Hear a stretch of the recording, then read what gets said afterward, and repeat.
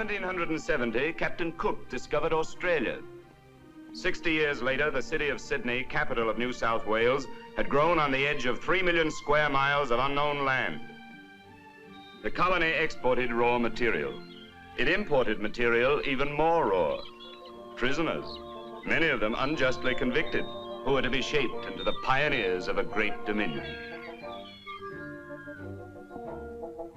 In 1831, King William has sent a new governor to rule the colony. And now our story begins. Shoulder arms!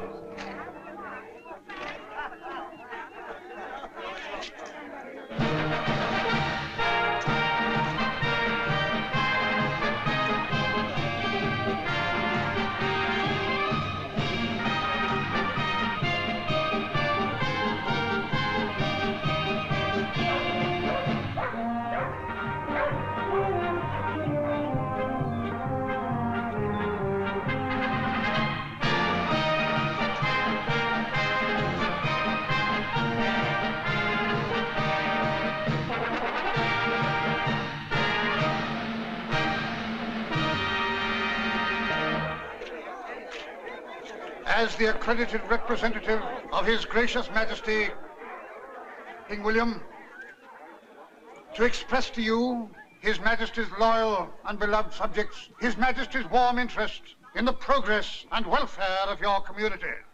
Gentlemen, I know very little of your country. You know very little of me.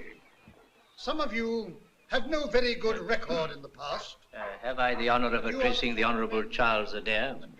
Yes. Who are you? Potter's my name, sir. Cedric Potter. I'm the manager of the Bank of New South Wales. We learned that you were arriving in the governor's entourage. We shall be glad to do anything we can for you, sir. Anything we can. This is an odd place to do business. This, sir? Not at all, sir. You'll find us unconventional, perhaps, but we get things done very rapidly. I'm sure you do. I've had clients working the chain gang in January and drinking champagne by July. Extraordinary changes of fortune you will see here, sir. No doubt. I can be a very good friend. You must give me time to settle down before we talk business. I'll call on you tomorrow. You are staying at Government House? Yes. You are second cousin to the governor. Yes, I am, yes. A very interesting relationship. Then I may look forward to seeing you. Tomorrow at 11? Admirable, sir. Admirable. Oh, look, he's just finishing. I must join you. Gentlemen, I have no more to say, except that I'm greatly obliged to you for your welcome. What about a song, Governor? Not very warm welcome. The climate's making up for that. Well, Wellington used to say he didn't give a rap for the cheers he got before a battle. They don't know what they're in for yet. This way, sir.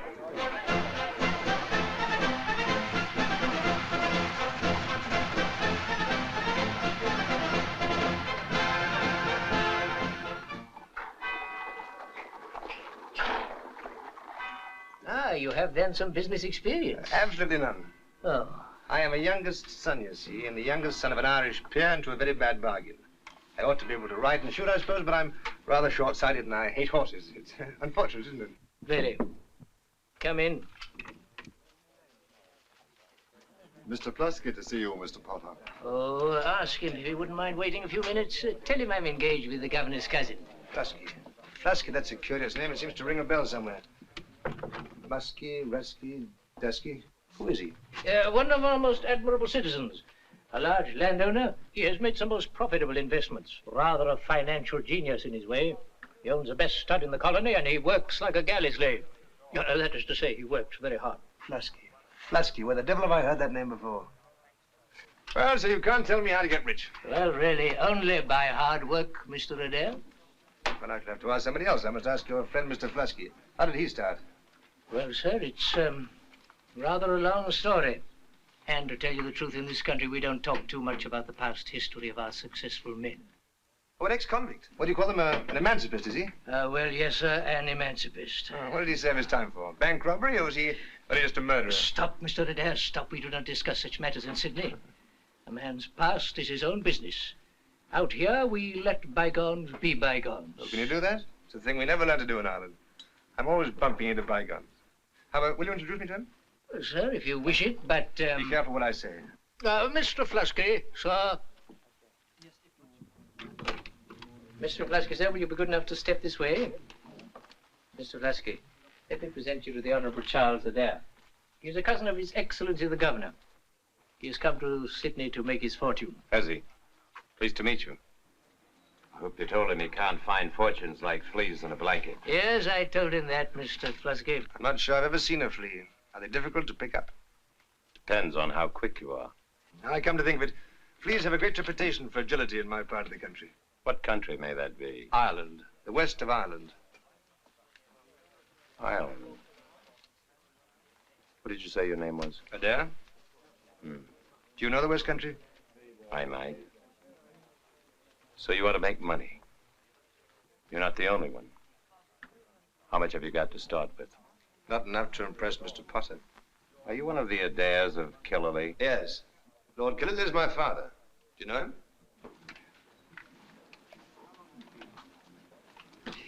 Well, Mr. Adare, perhaps you could give me a little time to think over how I can best advise you. If you dropped in tomorrow, I'm going or say the your next way. day. If you come with me, I may be able to tell you a thing or two. I shan't be a minute. I've something to get from the cashier. I'll see you another time, Mr. Potter.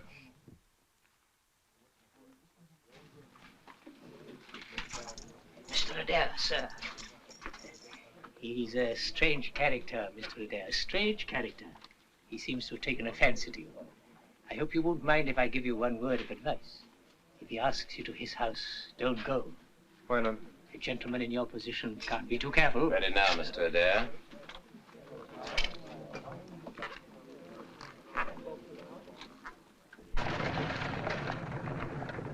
Like me to tell you what he said? I don't quite follow. Old Flusky asked you to his house. Don't go. That's it, isn't it? I don't know. I wasn't paying much attention, I'm afraid. Pay attention to me. Bring the horse. You want to make some money? There's a bit of land for sale, going for £1,000.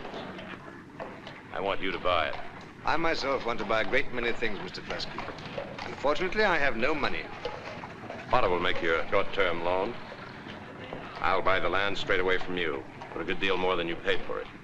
If I hear it right, Mr. Flusky, you're proposing to give me a considerable sum of money. Worth my while. Why? Simple enough. I bought all the land from the Crown. The law allows. There's nothing against a private deal. That sounds delightful. Forgive me, I'm still a little puzzled. Why are you offering me this admirable investment? I might have my reasons, and I might not. This is the Crown Lands Office. I have a bit of business in here. Come in if you like and file your application. Save time.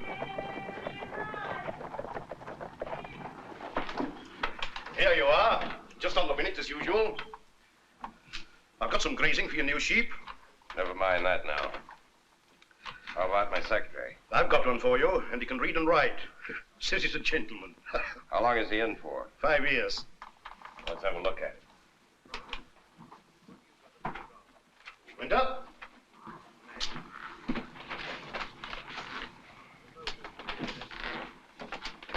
Open your mouth.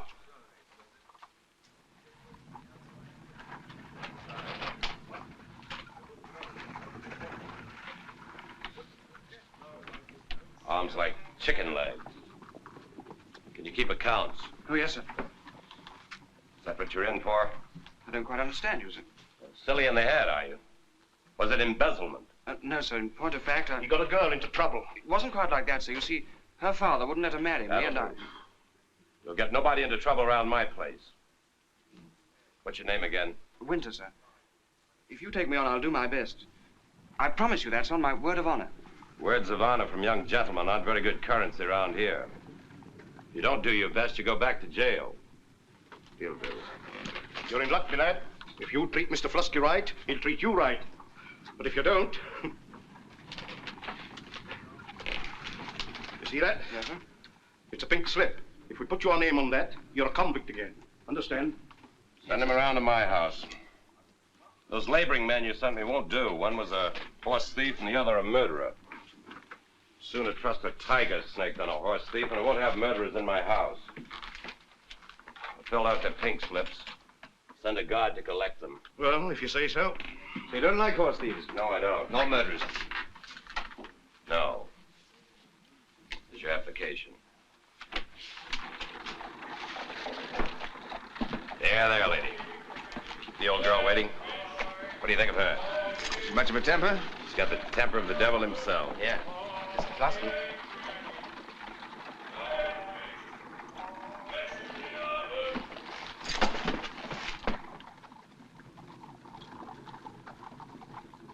Is that a human head? Shrunken one. There's a trade in that sort of thing here, forbidden by law. Got you for the son of an old shark, you murderer, you.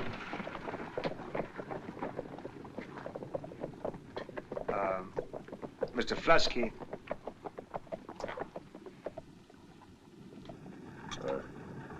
Come around to my place tomorrow, will you? Any driver will tell you where it is. We dine at 6:30.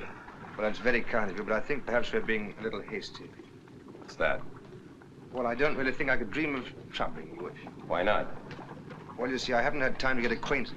I mean, I should... It's money you need. Here's 100. You can take up the option with that. We'll talk about the main deal tomorrow.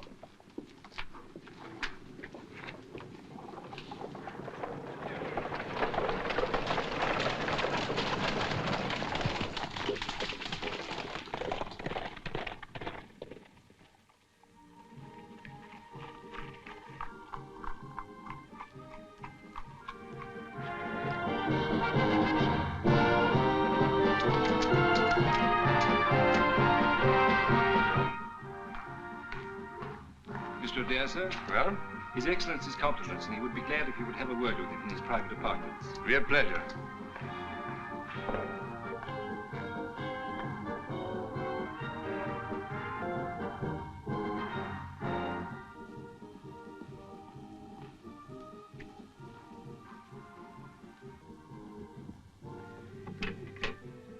Where's His Excellency? Through there, sir. Who is it? Charles. Oh, come in, my dear fellow. Make yourself comfortable. Help yourself to a drink. Thank you, brother. Now, where was I, Banks? You'll excuse me, Charlie, would you? Yes, of course. His Excellency accordingly feels bound to draw his worship's attention to... Attention to what? You didn't say so. Oh, yes. Tell him the approach to the docks is the filthiest sight I've ever seen. Tell him I don't like old barrels and cartwheels and cabbage leaves and dead cats. And tell him to move quickly or I'll have the skin off his back. His worship's attention to the fact that the sanitary conditions of the harbour leave much to be desired. Yes, that's the kind of thing. Write it down. His worship... No, but not out loud. I want to talk to Mr. Adare. No, don't go. Had a busy day? Yes, thank you. Quite busy. Been to the bank? Yes. What do they think of your prospects? Not much. Now, look here, Charles. I hope you're going to try hard this time. Now, where is that soap? Oh, no, it's all right. I've got it.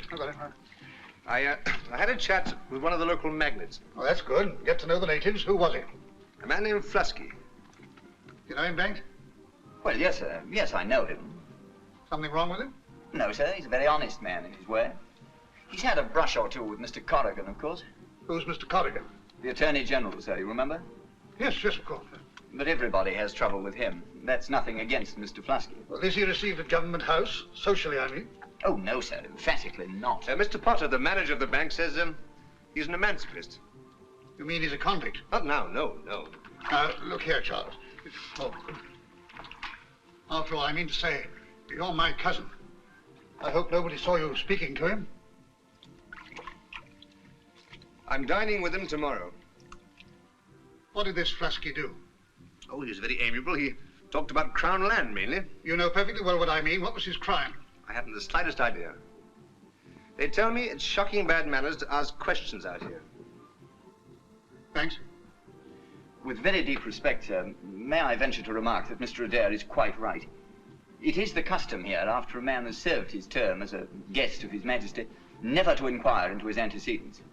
That is, unless he puts himself once again within the reach of the law. Flusky. Odd name. I've heard it before somewhere. I thought that too. Oh, never mind. In actual fact, I believe he's quite a rich man, Your Excellency. Flusky. Had something to do with some woman or other. Well, he can't be the same man. Throw over those towels, thanks. That's right. Thank you. Now, come with me. I want you to take some notes while I'm dressing. I'll see you at dinner, Charles. Yes, sir. Get out of that dinner tomorrow, Charles. You can't be too careful. It might be awkward for me. It won't do you any good. No good at all. That's an order, Charles.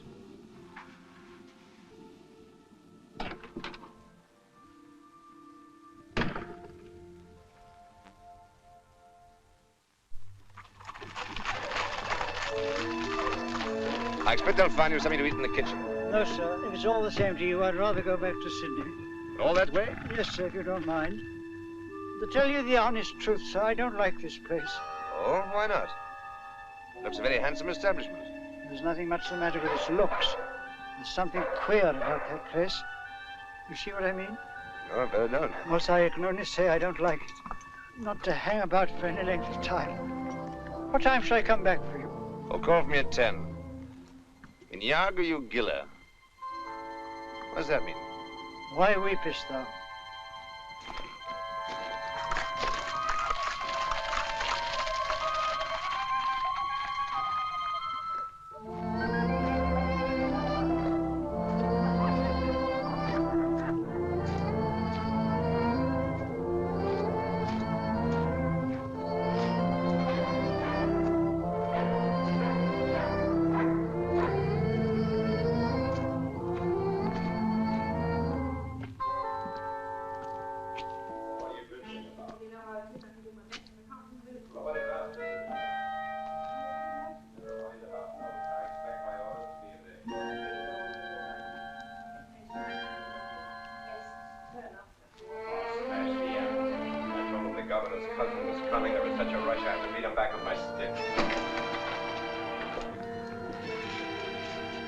It's your business to see that the ladies get a swell dinner. Give them something to talk about. Ladies? Of course there'll be ladies. Haven't I just told you? Winter, you've had dinner with the knobs in your day. You're sure everything's all right? Oh, yes, Mr. Flusky. I've arranged for some rather good wine. I've decanted a good claret. You take care of that. I know nothing about it. Would you like me to ask Madame whether... You'll ask me, Mr. Winter. Never mind about Madam. I run this house. Settle it between yourselves.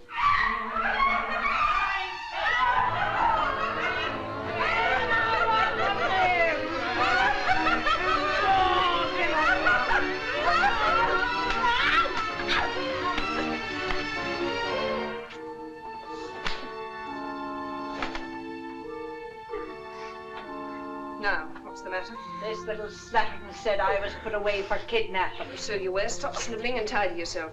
You've to open the front door and serve the Madeira. Give them their pink slips. Send the lot back to the Crown office and get a new bunch. I can manage them. Oh, good evening.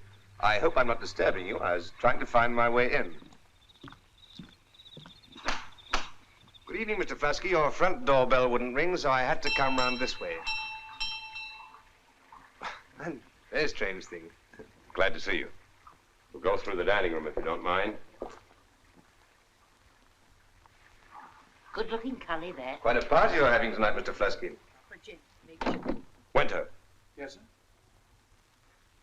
Mrs. Flusky. You should know better. Good evening, Mr. Rigg. Good evening, Mr. Smiley. Good evening. Oh. May I introduce the Reverend Mr. Smiley, Mr. Rigg, our resident engineer. Mrs. Smiley bid me tell you how distressed she was to be unable to accept your kind invitation. She isn't very well, you know, and Mrs. Rigg most generously offered to sit with her for the evening. That's right. My wife is most disappointed. I think you know, Mr. Flusky, that Mrs. Rigg is very partial to a life of gaiety. Follow me, gentlemen. I trust your wife's indisposition isn't serious. Oh, no, indeed, sir, no. Mrs. Smiley is not very strong, but she has remarkable powers of recuperation. I find it difficult to express, Mr. Flusky, the deep appreciation which the Church feels at your gift of the baptismal font. Be perfectly assured the Lord will bless the giver. And how do you like Sydney, Mr. Adare? Oh, I like it very much. I admire in particular the bandicoot, the rock wallaby, and the duck-billed platypus. Don't take this preference as implying any dedication of the spiny anteater, the cockatoo, or even the frilled lizard. There's always the kangaroo, Mr. Rigg, always the kangaroo. I didn't mean that exactly. I meant the society. Is there any? Well, maybe not much. Nice town, but not much society in it. I never think of these things, but it's hard on the wife. Is the governor going to entertain much? I haven't a notion. I hope you'll bear the name Rigg in mind. Rigg's the name. Mrs. Rigg. She's a lady in her form. Sure she is. A refined woman finds time hang heavy on her hands in a place like this. I'd like you to meet her. And I should be enraptured to meet Mrs. Rigg. Refinement counts for a lot, but it's a handicap in a way. Yes, it must be. Does it? Ah, my dear sir, how are you? Mrs. Wilkins sends her sincerest compliments. She's quite heartbroken. A terrible disappointment. She's absolutely prostrate, one of her head. It's very much on my conscience that I had to leave her, but I absolutely had to meet your distinguished guest. Major Wilkins, there seems to be a grave epidemic among the ladies of this city. Well, sir, it's difficult. Mr. Adare, this is Major Wilkins. He's the commandant of the prison. Most happy to meet you. And how does the governor find himself after his voyage from England? In excellent health, thanks. That's good, that's good. He won't remember me, but I was assistant provost marshal when he was on Wellington's staff. I do hope he's going to inspect the prison soon. It's a disgrace to the colony. I wouldn't keep a pig in my quarters. Are you a connoisseur of pigs? What? Oh, no. I don't want to keep pigs. I leave that to the Irish. Oh, I beg your pardon, sir. You're an Irishman yourself, aren't you? Yes. And so is the governor, isn't he? Yes. A great race, fine body of men, great gentlemen, great soldiers. I do hope you'll drop a word to Sir Richard about the prison. It really is a scandal. Well, my cousin is most interested in scandals. I'm sure you'll find him sympathetic. Flusky, I was terribly distressed. I hardly dare look you in the face. But unfortunately, my wife was detained at the last moment. Mr. Adare, I presume. I am Dr. McAllister. How do you do? I'm late, I'm afraid. Sorry my wife couldn't come. Detained at the last moment. I understand perfectly. Mr. Corrigan, the Attorney General, Mr. Adare. Honor. How do you do? I had the honor to meet your father once when I was on circuit. He wouldn't remember me. Miss Billy. A fellow at the time. Oh, I'm sure he'd remember you. Was I right? Not a blasted one. Where is she? I'll go up and see. Don't let her come down. I won't. You'd better stop. Dinner's served. You're a father yourself, perhaps? No. Bring your wine in with you. Dinner's ready. We may as well get it over, Mr. Adare. Charming fellow, the governor. I had quite an interesting chat. Follow me, gentlemen. I told him a very funny story about a fellow. How is our patient? I hope she's sleeping better. Well enough. I thought he'd die laughing. Oh, great sense of humor. A good soldier. My wife sends her apologies. Apologies seem to be in the air tonight. You'll find your place cards.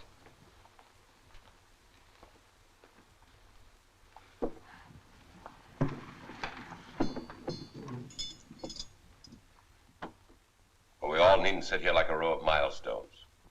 Move down to this end, please. Would you wish me to say grace now, Mr. Flusky? Eh? Yes, please. Bountiful Jehovah, we thank thee for thy mercies which we are about to receive. Mercifully grant that we, by them being nourished, may be better enabled to perform all duty and service due unto thy divine will. Amen. I suppose you're having a little... I beg your pardon, Major. Well, I was about...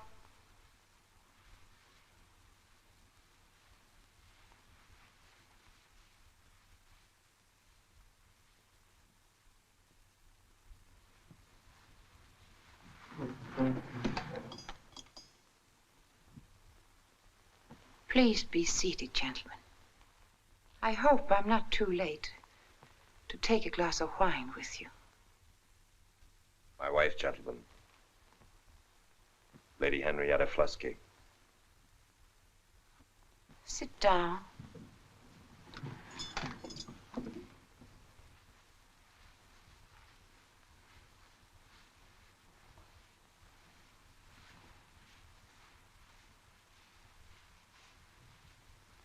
Please sit down. I'm sorry, but I didn't hear your name. Adare. Please forgive me. I'm so stupid. But ought I to know you? I don't think so, Lady Henrietta. I was only a boy when we met last.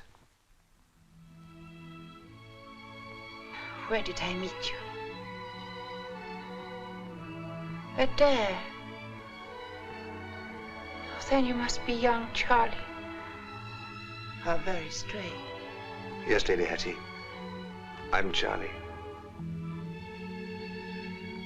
Yes, I remember you now. You were the only Adare who was a bad horseman. Your sister Diana brought you over one day, and you lamed my favorite hunter. Sam never forgave you.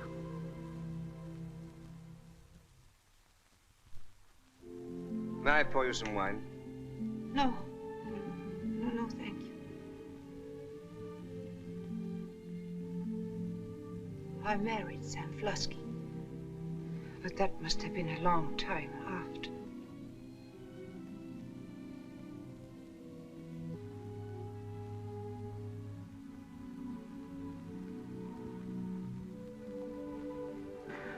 How is your dear sister Diana? I never write to her, haven't for years. Oh, she's very well. She's married. Did she marry the Frenchman? Yes. Quite right. Only two people in the world know about these things.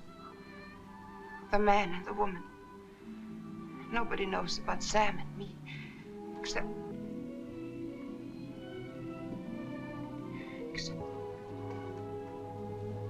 I'm afraid I'm not very well. Will you give me your arm, Charlie?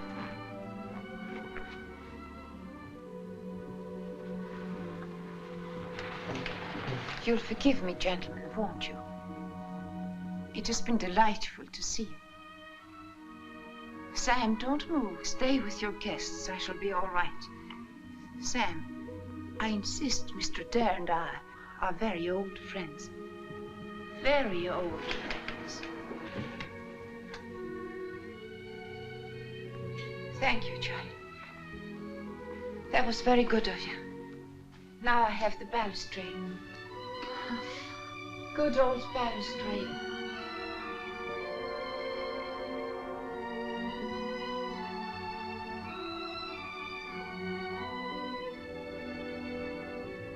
Mr. Adare! Yes? Come, please. Come quickly. You'd better go.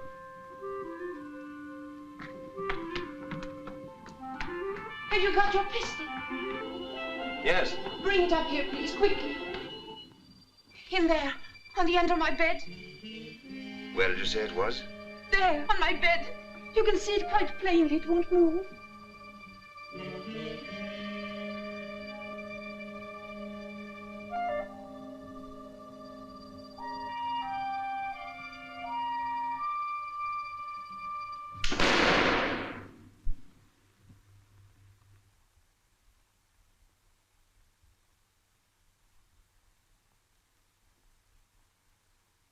It won't worry you anymore. Thank you. I'm so sorry to bother you. I'm very much obliged to you, Charlie. You've been most kind. Good night.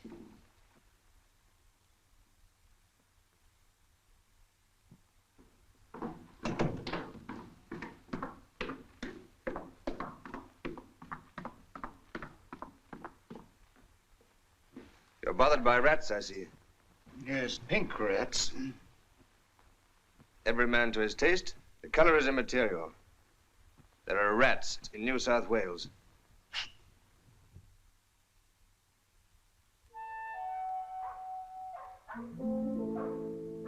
Yes, I remember it well. I was only a youngster at the time, but my aunts used to giggle about it, drawing them a tea time. It was a cause célèbre. Of what? Oh, they gossiped about it for a while. I'm not surprised. I was only the groom. Yes, they thought that very amusing. I started as a stable boy. I've been with the Considines for years. I was like one of the family. They're an easygoing lot in Ireland. I taught her to ride. It would have done your heart good to see her on a horse. And the courage of her. She'd go at a fence like it had the kingdom of heaven on the other side of it. That's the kind of girl she was. That's the kind of girl she is. But she wasn't at her best tonight. No.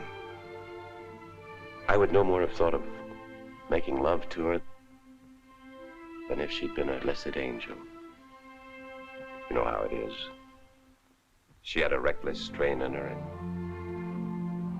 I had a bit of the devil in me, too. There was bound to be trouble, and trouble there was, all right. I'm wearying you. No, please go on. The people were determined to get me, and get me they did. We needn't go into how they did it. I was lucky to escape the gallows. I got 7 years transportation. You'd think that would have finished it, but it didn't. She sold all she had and followed me out here. What did she do then? She waited. I kept my eyes open while I was in there. I didn't take long in making money. I'd meant to make it up to her, you see, for all she'd been through. It didn't work out that way. We weren't the same people, the two of us, after all those years. There was nothing to talk about that we wanted to talk about. What is it they say in the Bible? Great gulf fixed. It was that way somehow. I had my work, of course, but she had nothing. You see, she missed her own sort. That was the trouble. We never mentioned it. A fella can't help thinking. Not that it matters now. I just wish I knew what to do. Why did you send her home? A while? That crowd.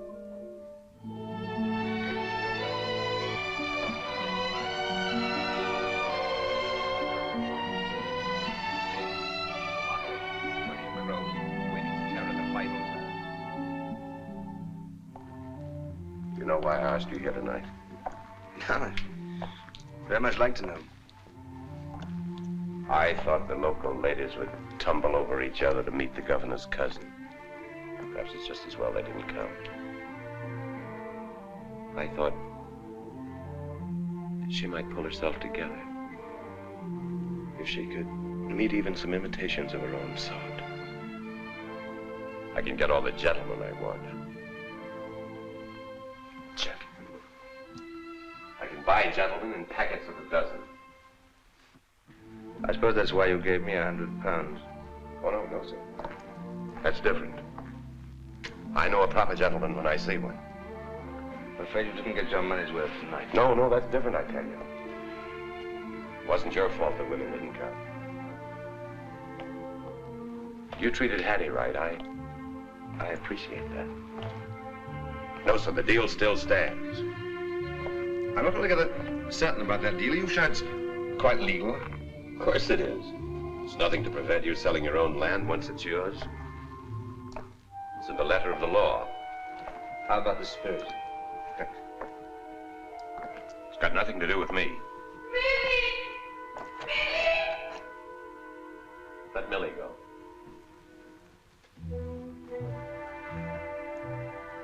Good girl, Millie. Don't know what we'd have done without her. She's got away with Hattie. We've got to do something about it. We? Oh, I know it's none of my business, but she used to be a friend of my sister's. She did seem to take to you. I think she might listen to me. I think she would. Maybe there's some hope after all. Well, may I drive over and see her now and again? I could get her interested in riding again, maybe. And clothes. Women like new clothes. We could drive into Sydney. If you could get her talking about old times, it might help. You never know. Yes, sir. I think she took a fancy to you. Oh, well, you must remember, we come from the same part of the country. Like it out that side. You're not Irish yourself, are you? Your father was. Lenny, why are you so slow? Days ago, I gave you definite orders. I told you not to go to this man's house. Now I hear that you disobeyed me. You took part in an unsavory debauch with the scum of the convict colony. Mr. Cotten was there, too? Where Mr. Corrigan goes is his own business. I've no doubt he has business here today. What do you mean? I mean, I resent his being here. You do you? Yes, very much. Mr. Corrigan is my legal advisor. He's come to help me with a devilish tricky problem, and of your making, sir. Is this your signature? Yes, Richard, that is my signature. Don't Richard me. Say sir when you speak to me. All right, sir, don't get excited. Excited? Do you know that you've taken a bit of government land, and you haven't got a brass farthing to pay for it? I'm only too well aware of the facts, sir. In the name of all the suffering saints, assuming for one moment that you get possession of this land, will you be good enough to inform me what you intend to do with it? I was thinking of trying my hand at sheep farming. Sheep farming? Black sheep farming? Are you aware that this lot is in the center of the city? Oh, that seems a rather interesting point, doesn't it? And do you propose to pasture your sheep on the pavement? That would be rather awkward, wouldn't it? Well, it's quite obvious to me that you've got yourself mixed up with some very shady people. Corrigan tells me that your Mr. Flusky keeps on the right side of the law. He's wise to do that. Now, look here, Charles.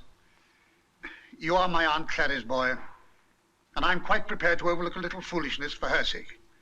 But I will not have Government House turned into a clearinghouse for tricky finance.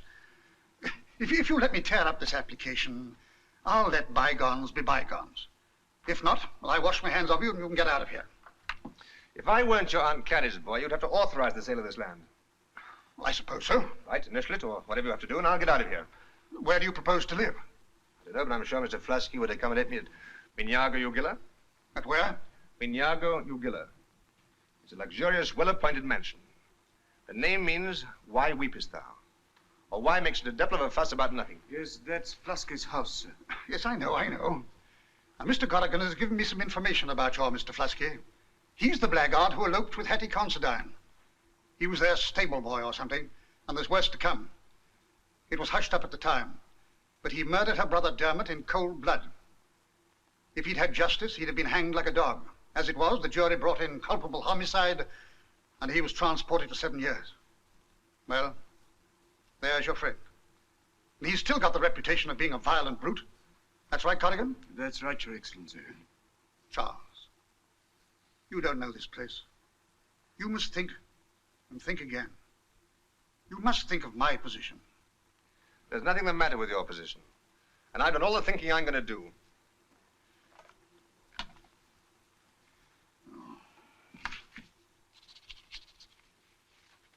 Good morning.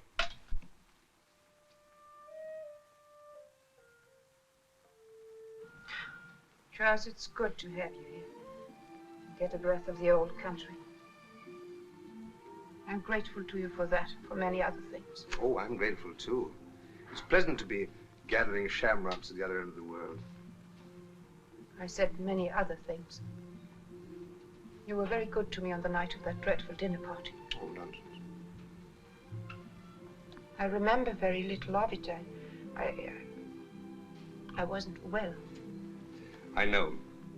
You're extremely drunk.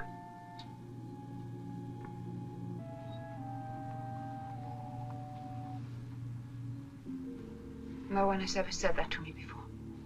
That is a great pity. Yes. But there was no one. Didn't Sam tell you?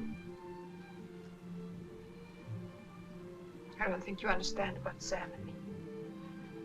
So many things have happened to us. So many things we dare not talk about. My weakness became part.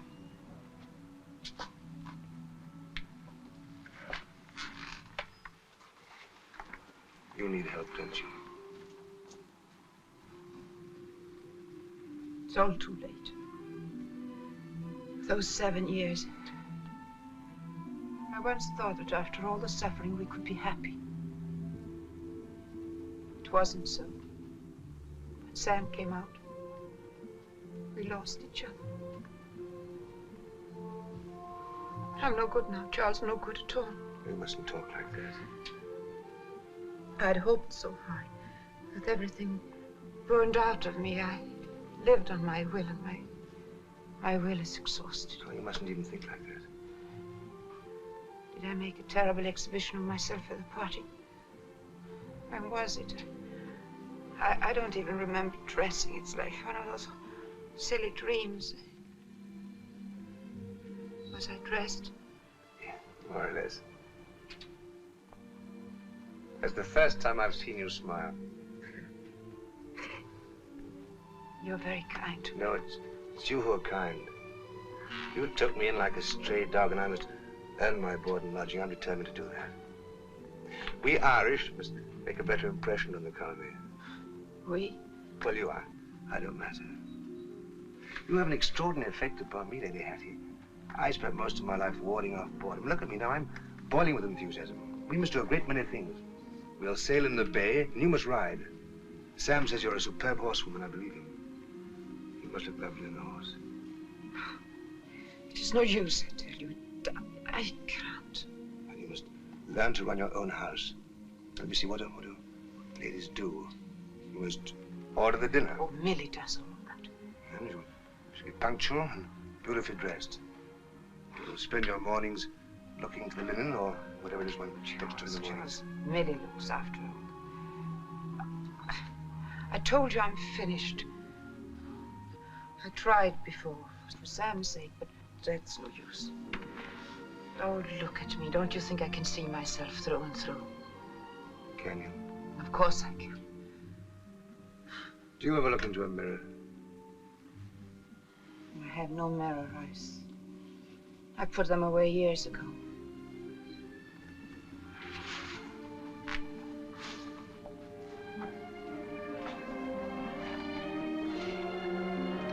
What do you see?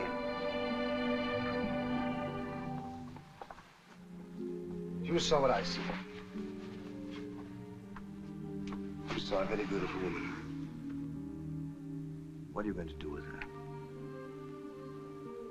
I'll buy you a new mirror. It'll be your conscience.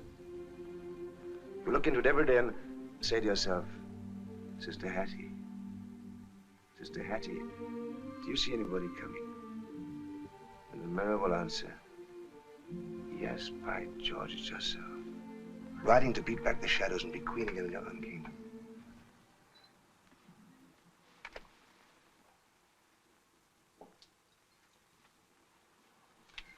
I felt as though somebody walked over my grave.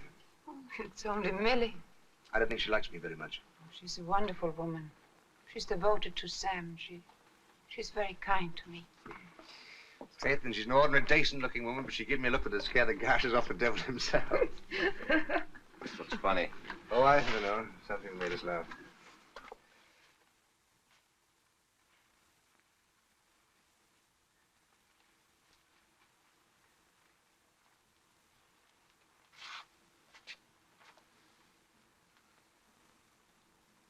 So you've got it back on this, huh?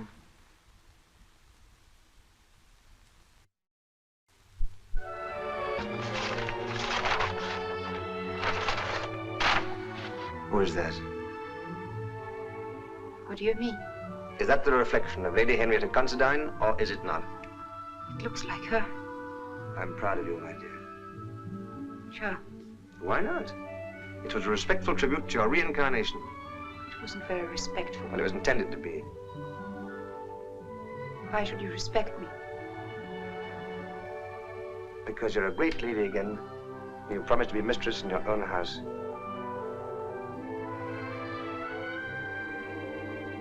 The first work of art I've ever done. And it's wonderfully beautiful. I've tried, Charles, haven't I? Yes, we haven't finished yet. We've only just begun. Let me see what's next. Where are the keys? Millie has them. Millie? What does Millie think she is? The keys belong to the mistress of the house. You must wear them. They'll clink as you walk and give you confidence. Let me see here. What's the first battle? I know, the kitchen. Millie would be furious if I went out in the kitchen. Well, make her furious. You must give the orders. You must give all the orders. Remember that. I've an idea. Let's put it to a tune. Who gives the orders in Flusky's house, Flusky's house, Flusky's house? Oh, Charles, what would I do without you? Well, you must do without me now. Now, off you go to the kitchen.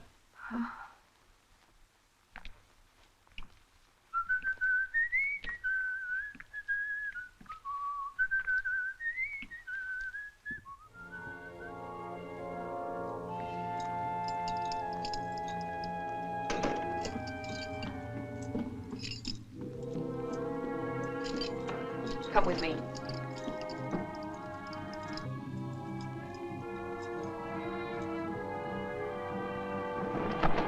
You're a gentleman, aren't you?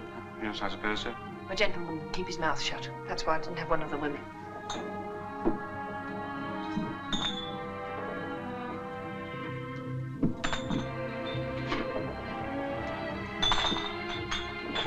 Less than usual.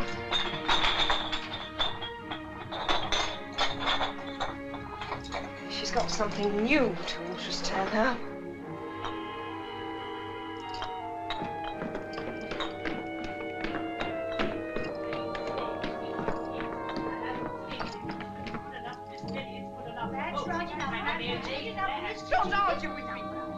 Which will use the cook.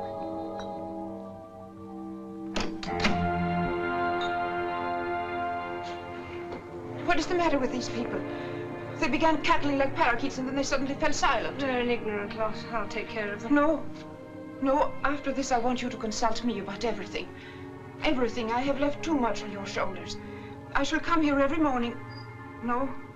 No, I want you to come to my room every morning to get your instructions for the day. Now, I would like to see the linen cupboard. You have the key? So that's the way of it, is it? Yes. Will you kindly give me your keys?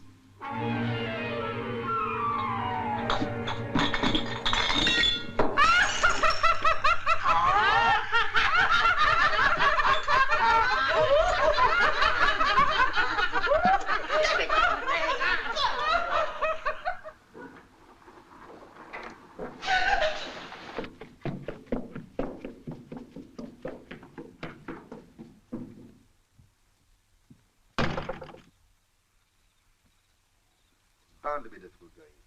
But we must go on. No good, I tell you, no good. You've got to give up. She's done for.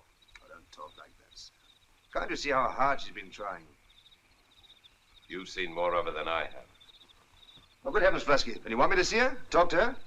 Don't make too much of this. She's coming back, I tell you. Doesn't look like it tonight. She's bolted the door before and stayed there weeks on end. But Sam, tonight's different. She's on her way to find herself, and we've got to do something. Tell you it's no good. I don't say things for fun. Look, Sam, I'm not quite clear what went wrong in the kitchen today, but I think Miss Miller's to blame. You don't know what Miss Miller has to put up with. Tell thank you to keep your mouth shut about that.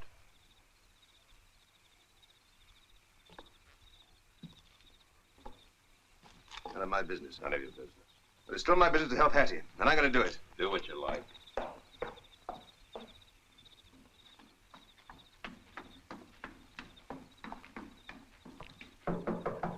Hattie! Hattie!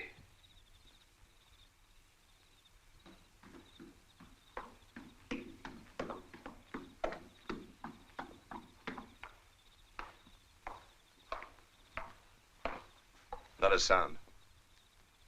I told you so. Not even for you. Well, I'm not done yet.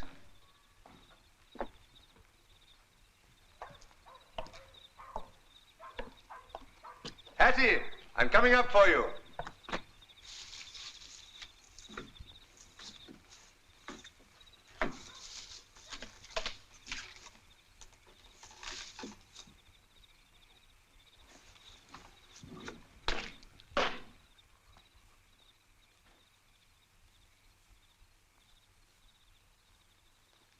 Hattie. Hattie?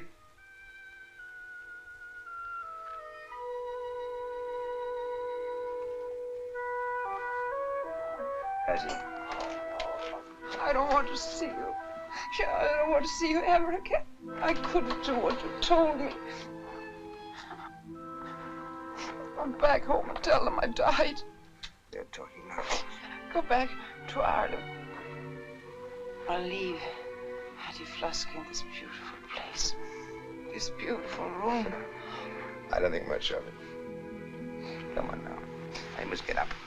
Oh, what should I be getting up for now?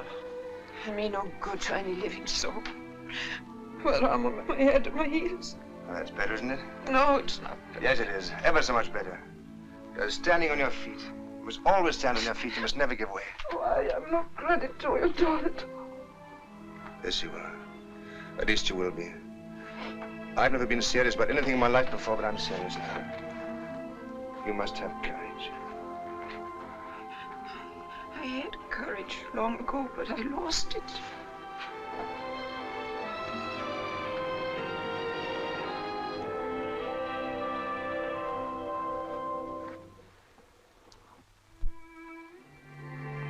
No, this is all wrong. This is not the way of it at all. I'll do my best, but this is not the way of it. My best isn't much good. Yes, it is. You know what happened in the kitchen? Oh, I couldn't take control. Amelia was right. I'll be the ruination of this house within a week. I wanted to give you a beautiful dinner. How good I can't do anything anymore. I can't remember him. And you must remember. Can you remember the west wind coming up, Violette? Can you fill your eyes with the greens and purples of the place you were born?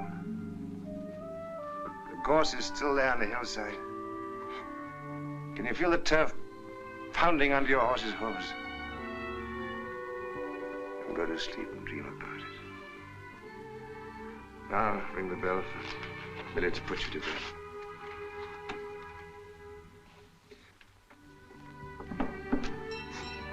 Tomorrow we'll ride down to the bay. One sea is much like another, and it'll help to remind you. You're very good to me, Joe. All right, it's all for the honor of Ireland. Oh, Ireland. Come in.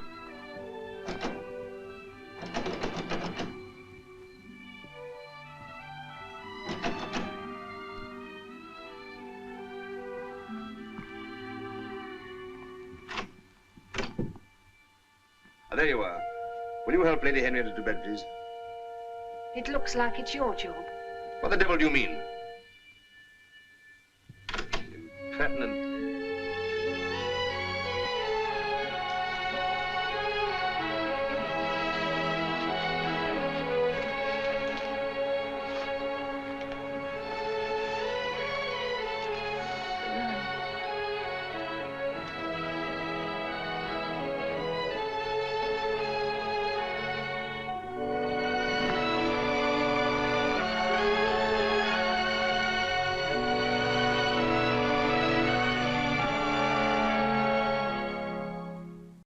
I can't help it, Mr. Flusky. I've got to say what's on my mind. Mr. Flusky, your lady's a big enough handful without interference in my work. I've nothing against her, poor soul. But she should have kept out of my kitchen. What she does elsewhere is none of my business. There'll be no harm in you keeping your eyes open, no harm at all. I'm sorry, I didn't know you were busy. No, come on in. I've said my say. I won't have meddling. I won't stand that, not from anybody. What's all this about? Those who put ideas into her head had better stop it for everybody's sake, and those the cap fits can wear it. Just a moment. I think you ought to hear what I'm going to say, Sam. I'm getting to understand something about this household. Last night? Yes, last night. I could tell you a thing or two about last night. You could tell a very great deal, my dear Harriet. If either of you has anything to say, say it. Mr. Flusky, I suppose you know what was the matter with your wife last night. She went into her own kitchen to be met with some act of calculated and brutal rudeness. That man was in her room last night and the door locked. The two of them alone and half her clothes off. That's rudeness for you, if you like. What did you say to her in the kitchen? I turned her out. Well, I've told that to Mr. Flusky. He's got a right to question me. You've none. Who do you think you are, anyway? I beg your pardon, sir. It's not so much what she said. You see, I happened to be there and... Oh, he was there, all right. And he comes as bold as brass and dumps a load of bottles on the table. Her ladyship knew where they came from, all right. You talked to him about rudeness. Mr. Adare, it wasn't like that at all. You're a gentleman. You must understand. Blast all, gentlemen. Get out of here. You too, Miss Miller. I'm getting out. I wouldn't stay another hour in this house. If you can put up with such goings-on, that's your business. You're well rid of her. Shan't get along too well without her. You'll get on without her like a house on fire. She's a bad lot. All that talk was meant to cover her retreat. Was it? But of course it was. Surely you don't think... I don't know what to think. May I ask what you mean by that? I've only your word against hers. You may accept mine. Because you're a gentleman? So's Winter a gentleman. All stand together against the outside, the trash, and the scum of the world. Against Sam Flusky, for one, the common servant, the old convict. Then there's my wife, too. She's a lady. Ladies and gents look at things their own way. Well, maybe Miss Millie and I look at them another. You said I gave you hope. Have you given it up? Not yet. Then listen to me and not to spiteful gabble. But Millie's been here for years. If it's only Millie's gossip that's bothering you, we may as well shake hands. I must have misunderstood you. Like enough you did.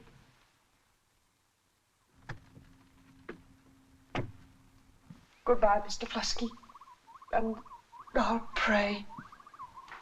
I'll pray to the Lord that your eyes may be opened. Bye.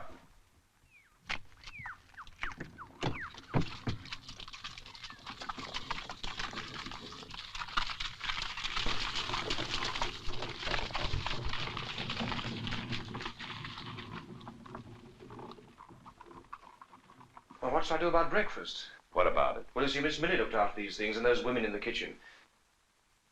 Would you like to ask Lady Henrietta? She never gets up before midday. Anyhow, what would she do with that crazy crowd? See to it yourself. Very well, sir. I'll do what I can. Sam, where's Millie gone? She's left us. Why? How do I know? Oh, but she can't. She mustn't. But you must bring her back. You know her. She's made up her mind. Oh, but Sam, this is dreadful. There must be some reason. Good morning. How are you? I'm very well, thank you. I've got my mail from Government House, and there isn't a writ or a tradesman's bill. It's a wonderful morning. What's the matter? Millie's gone. I just said it was a wonderful morning. I'll go further. It's a perfect morning. But I can't do without her. Mr. Adare says you can. Indeed, you must. I'm very much afraid, sir, you'll have to speak to them yourself. Who gives the orders in Flusky's house? I have a lot of them back to Sydney tonight. Sam, I'll go. Oh, Lady Henrietta, should you? Quiet, you. So I says to him, it's me kind heart that's put me down, Paul, and that's the truth, it is. The woman follows her heart, she follows the road to ruin. Where does she keep it, I'd like to know? Is it gin you're looking for? Oh, she don't keep it. That high-born hussy upstairs, she keeps lushing it down as fast as it comes in the house. And I don't blame her.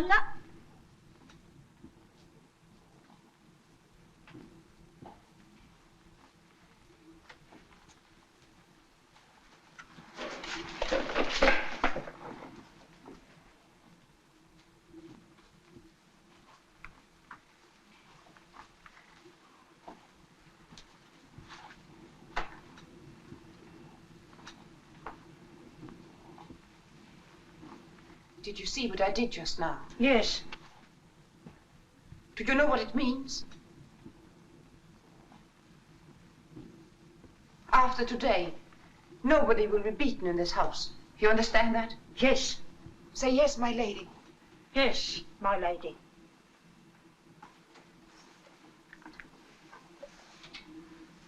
If you wish to stay here, you may. But there are 3 things I don't like. Noise, fighting, and stealing. If I find any of these 3 things, I shall send you back to prison. Is that understood? Yes. My lady. What is your name? Susan, ma'am. But I answers to Crumpet. Why do they call you Crumpet? Because I'm balmy, ma'am.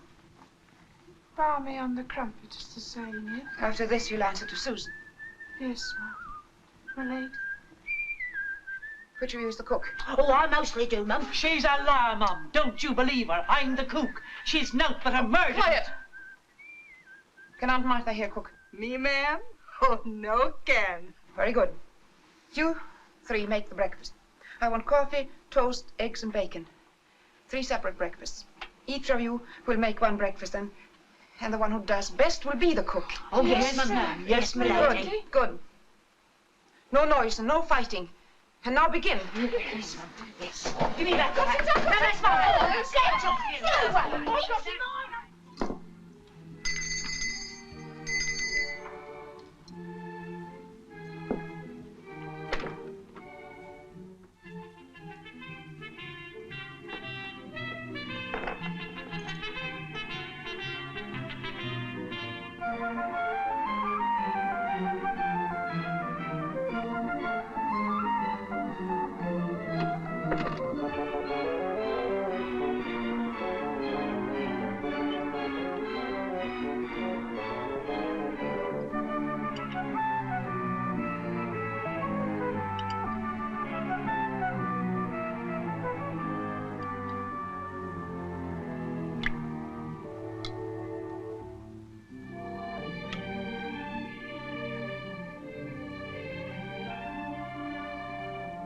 Charles, shall I? Oh, by the way, I have a bit of news for you. At the request of His Excellency the Governor, Samson Flusky, Esquire, and Lady Henrietta Flusky are invited to the Irish Society Ball at Government House on January the 24th. Not much like that kind of joke. It isn't a joke. I picked up my mail at Government House. I don't understand. Sam and I are not on the invitation list at Government House. Must never invite an ex-convict to Government House. My worthy cousin has a way of doing as he likes. It runs in the family. You've got to go. Charles, you heard what my husband said just now. I agree with him. Wish Hattie could go. Show them. We can dance that new dance in France. Do you know the waltz, Lady Henrietta? So seductive yet so truly respectable. Oh, don't be so stupid. They danced it in Ireland before I left. And you know how to waltz? I used to. Settles it. No. What did I hear you say? No? No woman of fashion ever says no. And what did the governor say with his invitation flung back in his face? You've got to show Mrs. Wig, Mrs. Tig, Mrs. Rig, and Mrs. Fig how a real lady behaves. You owe it to the poor wretches. I've got nothing to wear. Oh, we'll get you something, won't we, Sam? We'll get you something, all right. If it's all settled. No, don't talk about it anymore. My good woman, can't you see you're coming back? You're coming back to the sound of trumpets and violins. Don't be a coward, Hattie. Very well. You'll come, Sam? No, I'd spoil it. I'm no dancing master. It makes me sweat. Mr. Adare will take you. Sam. Won't be a woman there to match you, not by 1,000 miles. By gum, I'll be proud of you. Be the finish of all that. Here. Take these. You keep them for me, Sam. I'll come to you when I need them. No, I want you to have them. Here. Put them on your waist. Just as Millie did. You can't lose them that way. Nobody can take them from you. I'll get you a wonderful dress. I'll ride into Sydney today. Better take me with you. Or better still leave it to Hattie and me. Maybe you're right. I'd be better at ordering a set of harness. Let the cobbler stick to his last. Oh, Hattie, I've just finished writing to my sister. Would you care to add a few words? No, you write something for me. All right. You dictate and I'll write. How do you want me to start? As I said in my last letter 15 years ago. No. Say, Diana, my dearest friend. I hope I may still call you that. Your brother has no doubt told you something of my story. He cannot have told you. He does not know how grateful my husband and I feel towards him, and how happy we are that he's our guest. She won't believe a word of that. She knows me too well. He's our guest. I'm very fond of him, and you should be very proud of him. His visit means more to me than I can express. Someday, you must come to New South Wales, and I shall tell you the whole story.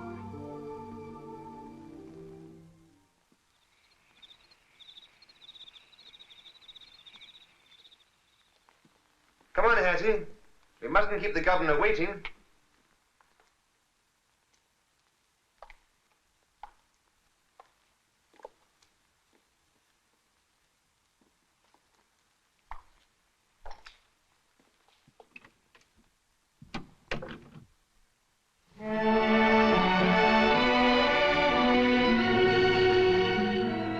How do I look, Sam?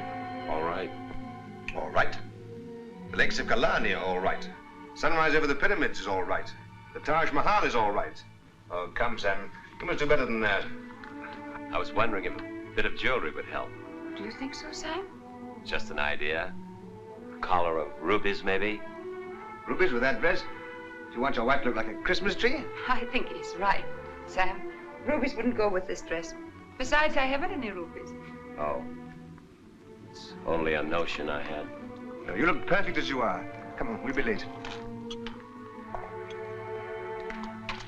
Goodbye, Sam. Hurry, hurry.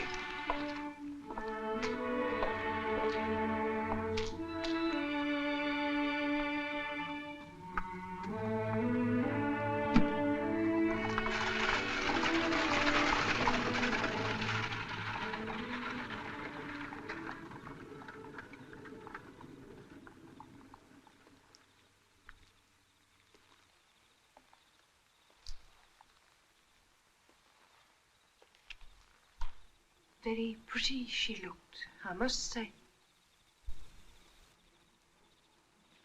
They made a handsome couple. I suppose it's in the blood. I've come back from her box. I start tomorrow at Mr. Corrigan's. The Attorney General only arranged it today. That's why I'm here so late. Can I stay the night in my old room? The cart's coming for my box first thing in the morning. Yes.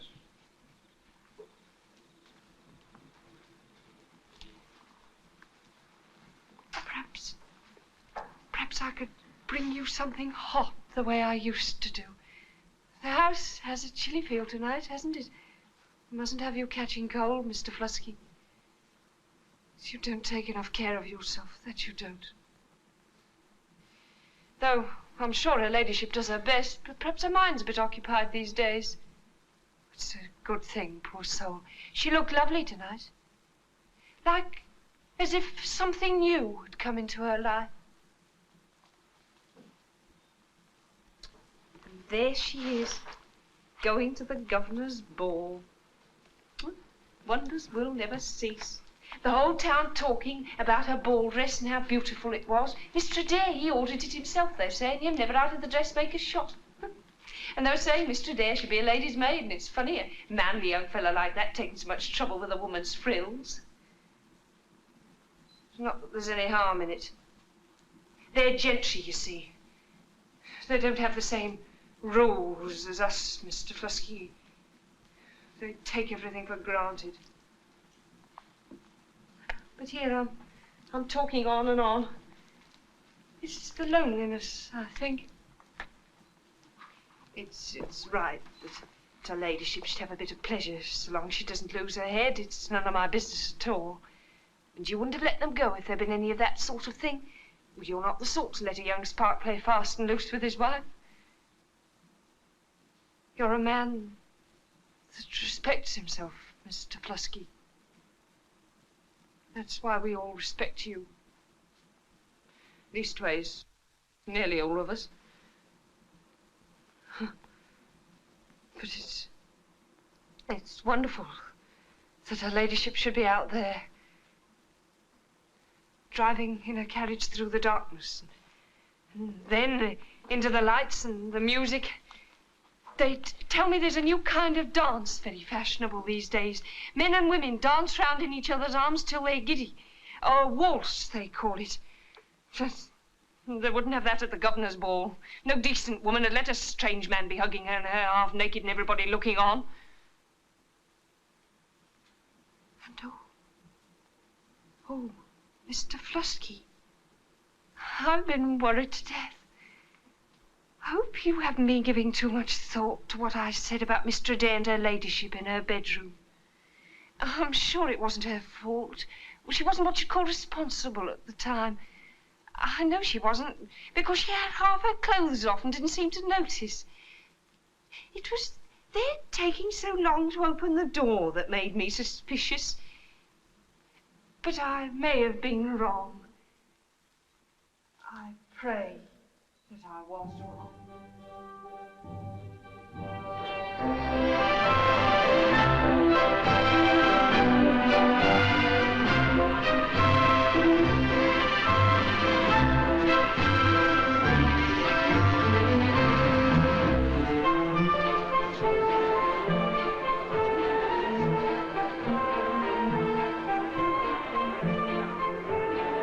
I'm extremely sorry, sir, but you're not on the list. You must be an extremely incompetent fellow. I shall most certainly report you to the governor. I'm very sorry, sir.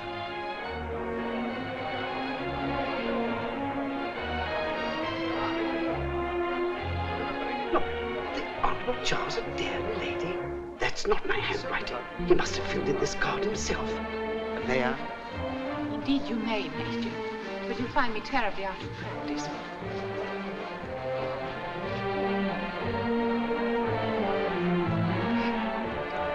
Seen her before. She looks every inch a lady. No, she came with the governor's suite. The maid says she's Flusky's wife. Who did you say? Flusky's wife. But she can't be. What should we be doing here? Who is that exquisite creature? Who do you mean, sir? You know quite well who I mean. You can't keep your eyes off her yourself. No, her, sir? I don't know, sir. I'll find out, sir. May I speak to you for a moment, Your Excellency? Yes, yes, what is it? A rather awkward situation has arisen, sir. Would you be good enough to look at this card? Well, this is absolutely intolerable. You particularly said that he was not to be invited. Of course I did. Where is the infernal fellow?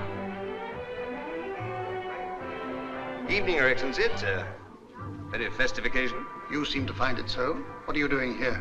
Nothing yet. I hope to do a little dancing. You were not invited. Wasn't I? Dear, dear Banks, that's a shocking oversight on your part. And me an Irishman? Banks had nothing to do with it. I cut out your name from the Irish Society list myself. Why? You know why. You've disobeyed my orders. You're keeping bad company. And from all accounts, you're no better than your company. I should have sent you back to Ireland weeks ago. Richard, all the reverence I owe to your high office. I had the honor to inform you that an old woman listened to idle gossip. Whatever I listen to, I'm not going to listen to you.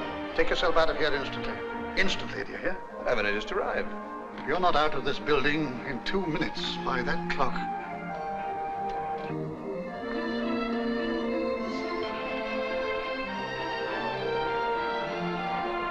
Your Excellency, may I present the Lady Henrietta Flusky? Delighted. Hattie Considine. Well, well. I knew your father. I can't have met you before, or I'd have remembered you. Yes, we have met. But handsome captains in His Majesty's Guard pay little attention to small girls in pinafores. It's hard to believe that you were ever that. How humiliating. I remember you perfectly. You took much more interest in our horses than you did in me. You ride much nowadays? No, I'm afraid my riding days are over. Nothing of the sort. We must have a canter together one of these days. Will you do the honor of having supper with me?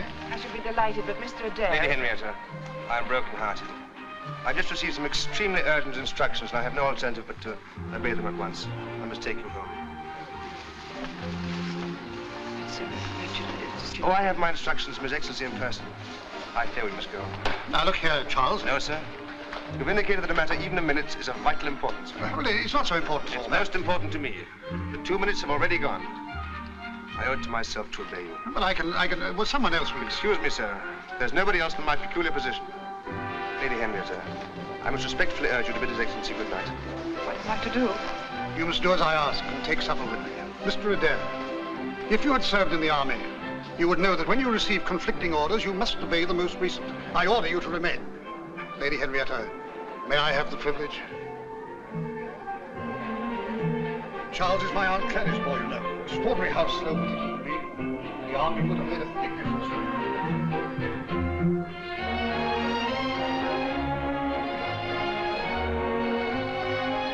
Ah, Major Wilkins, I'm Mrs. Rigg. You remember me?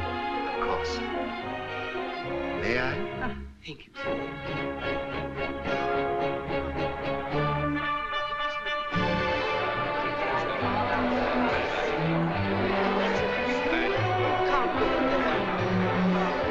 Why, Sam, you changed your mind. It's all right. If you're a friend of mine. Sam, it's worked. You'll be proud of her. Hattie's a tremendous success. She's just gone in to supper with the governor. Come and have a drink with me. I'll tell you all about it. Where is she?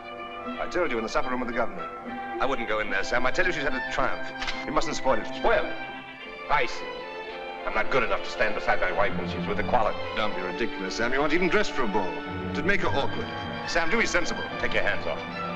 I don't want anything more from you. I believe by the time I was 12, I had broken every bone in my body. Marvelous. I can't imagine why you don't ride now. Perhaps your husband doesn't care for horses. Oh, he loves horses. He's lived with them all... Sam. What a shock you gave me. Why... Sir Richard, may I present my husband? Oh, you're talking about horses. I was telling His Excellency... That I was brought up in a stable. I heard you. Sir Richard bought Rogue's Pride after Father's death when the stable was broken up. You remember Rogue's Pride, don't you? Yes. Sir Richard, I lamed him, and Father thought he would have to be shot, but Sam put him right, didn't you, Sam? I did more than that for him. I brushed him, fed him, stabled him, and cleaned out his stall. Besides, I was only a groom, you see. She married beneath her. No doubt. I suppose I shouldn't be here among all you swells.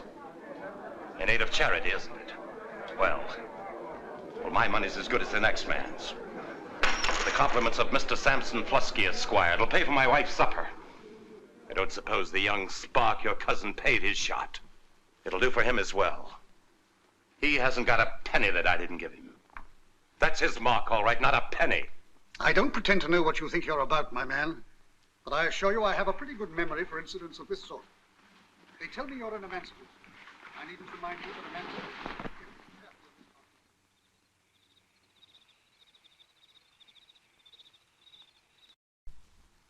What induced him to do that? He urged me to go and then to spoil it all. He's jealous. Oh, jealous of what? He knows he's inferior to you, and it fills him with black hatred.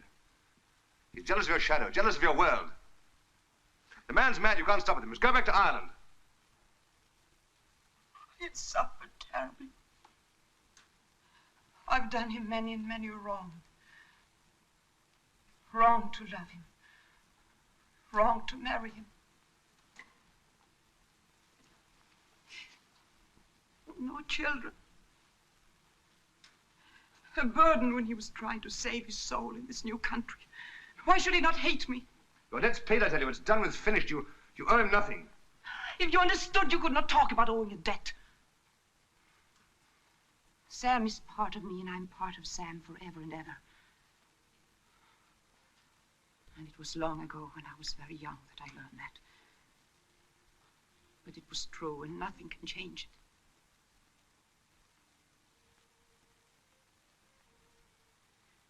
We used to ride for miles and miles, and hours together.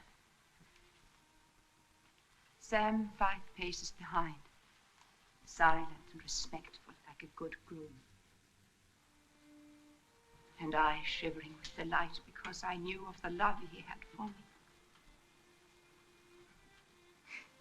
My father never bothered how long we were away. He knew Sam was reliable, and that I would come to no harm.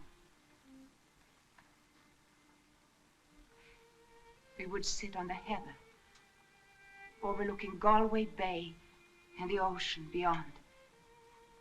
Still,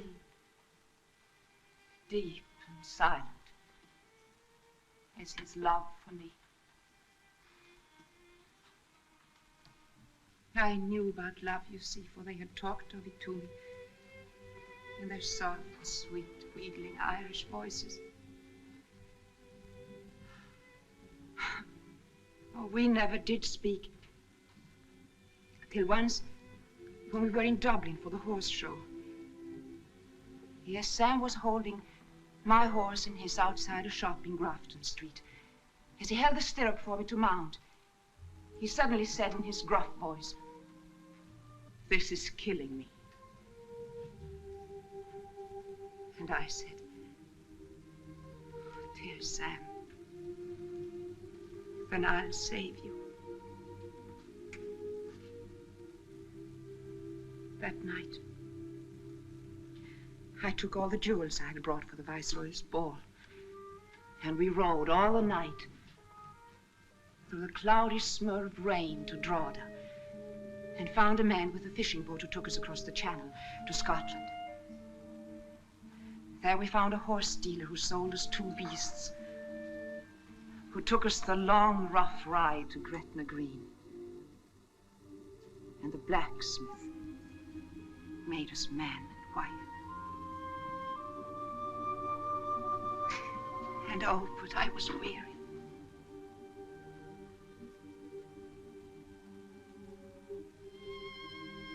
We had our wedding breakfast in the little inn. I was looking across the table at Sam. He was tired, too. But he was a tidy man who always liked to be busy, and he was cleaning and reloading the big horse pistol we'd brought with us, laughing, singing a funny little tune to himself.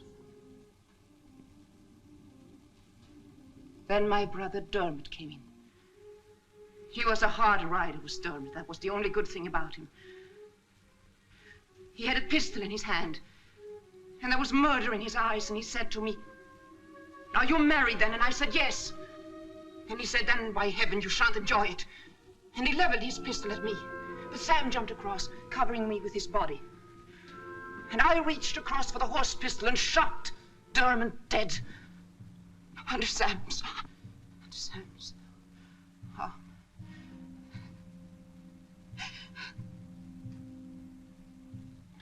Oh.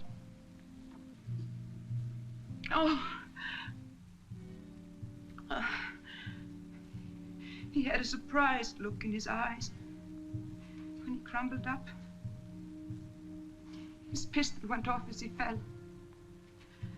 They found the bullet later in the window frame. And that saved Sam's neck, for he took the blame.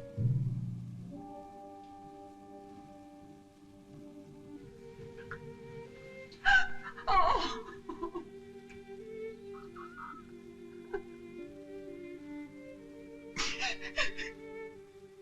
I didn't know at first that he'd taken it on himself. I was ill. I was so ill. I knew nothing. My family kept everybody away from me. They wanted to avoid the scandal, you see. I was delirious for weeks, and then I heard what he had done for me. He was in chains, in a convict ship, half a world away from me. He wrote to me, "If you honor what has been between you and me, not a word, you must do this for me, my dear darling."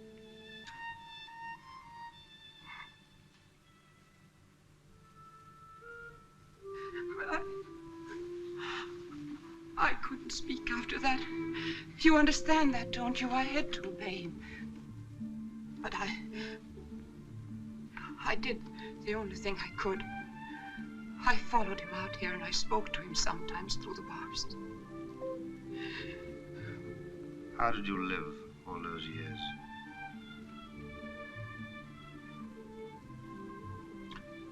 What does that matter now? I thought it would comfort him to know that I was there. Charles, I had hoped to have a home for him when he came out, to make up for all that he had suffered. I thought we could start life afresh in this new country. But so many hideous things became part of it. That horrible little hut down by the docks. And the sweating walls and the wood puddles and the smells. And the drunken, screaming women. And the children raking the gutters for food. All that hot misery. It became me. Sam tried to make up for it when his time was finished, but it was no good, Charles, no good at all. Because it is part of me. Even now, I sometimes long to go down, down, down, to where I can go no further, down, where nothing can hurt me anymore. No man alive is worth that sacrifice. Do you think he understands what you've done? Oh, my darling, you still have some life to live. Come away from all this. When Sam blundered in that room this evening, he canceled everything you owed him. No, Charles, no. Oh, you don't know. You couldn't do this sort of thing at Government House, Sam. Get more privacy here. Get out. But Sam, you're making a dreadful mistake. You hear what I said? Yes, you great loud, I heard. You better hear what I've been saying to her. You're not worth the sacrifice she made. She owes you nothing at all. Charles, please, let's talk about it tomorrow. I'll not stay here another night. I'll leave her alone with you. Husband, get out of this house. Please, Sam, you don't understand. Get out! Remember this, you blundering fool. I'll be back tomorrow, and if you... How can he get back to Sydney? Let him walk. I don't care how he gets back. Dad. Oh, he's taking your mare. She's stabbing. Stop him, Sam. Stop him. He's no horseman. He'll be killed. Well, let him. I don't understand you. What has happened to you tonight? You've never been like this before. You behaved like a madman at the ball, and you're behaving like a madman now. What is the matter with you? You know what's the matter with me. Your fancy man knows, too. Do you think you can do this to me, you trash?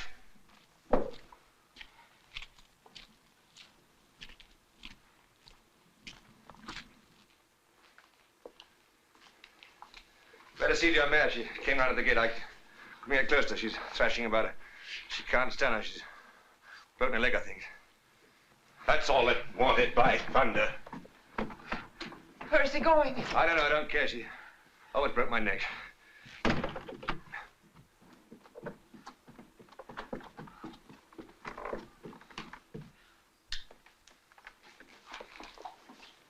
He's going to shoot her.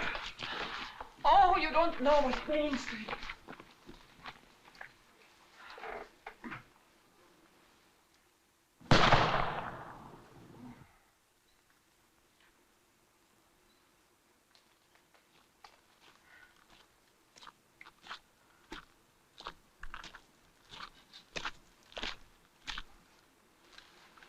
You gentlemen. You bloody murdering gent!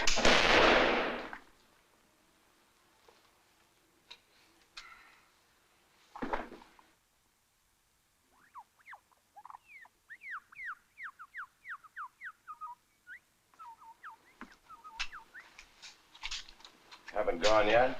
You lose your new job. First things come first, Mr. Flusky. You'll need someone by you now you've all this trouble. It's terrible you suffering from the interference of others. I mean, Mr. Adare, of course. I've told you about him. You can count on me, Mr. Flusky.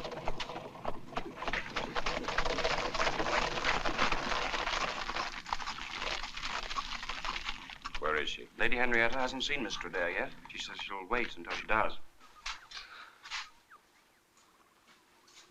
Is Miss Millie going to stay after all?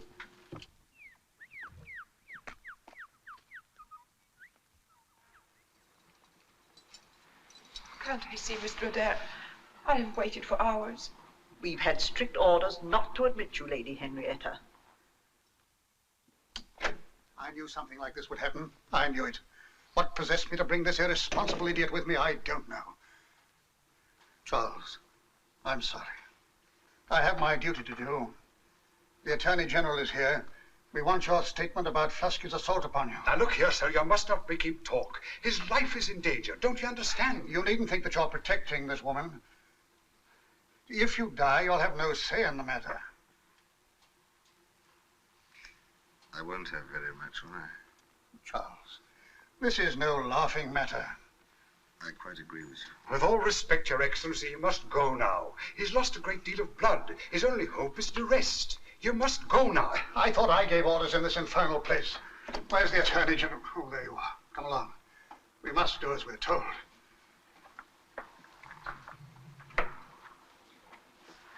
How is he? You better ask the doctor. So far as I'm concerned, I can tell you this.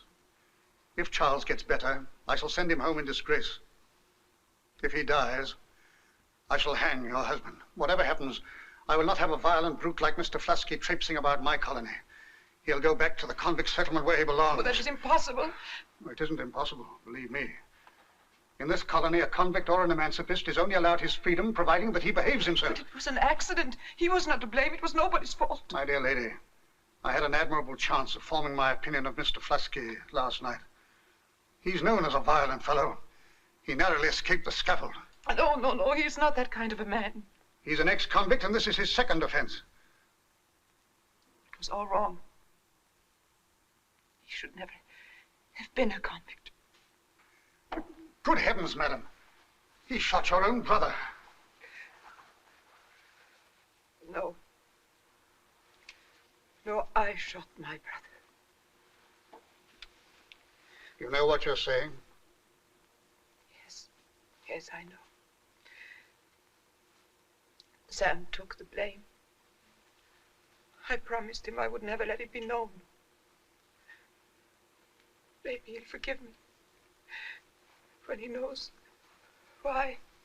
But Lady Hetty, if you persist in this story, I shall have to do my duty. I'm an old soldier. I've only one religion, my duty. The Attorney General will tell you what my duty will be. Yes, His Excellency is quite right, naturally.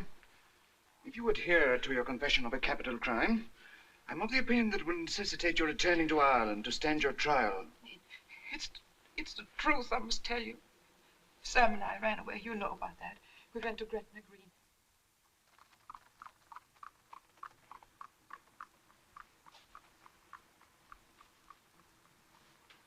I hired a gig to bring me out. They wouldn't let me see Charles. They think he may die. If he lives, he'll be sent back home in disgrace. They seem to think it would be better if he died.